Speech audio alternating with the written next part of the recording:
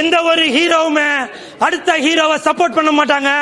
இந்த படத்துல என் தலைவன் எஸ்டிஆர் அவர்கள், நீங்களா நினைச்சிட்டு இருப்பீங்கல்ல சிம்புக்கு தனுஷ் தான் எதிரி, அவர் கூட தான் சண்டை போட்டுட்டு இருக்காரு, அவர் தான் போட்டியாளர் அப்படின்னு சொல்லிட்டு இருக்கீங்கல்ல.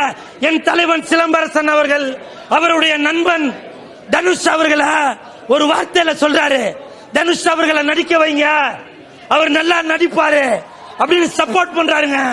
இதுதாங்க உண்மையான நட்பு அப்படின்றது. நான் சொல்லும் போது கூட மைக்கு நழுவி போது பாத்தீங்களா, இது நழுவலங்க, பால் பால் பால்ல வந்து படம் நழுவி விடுதுங்க. அப்படித்தான் நான் நினைக்கிறேன்.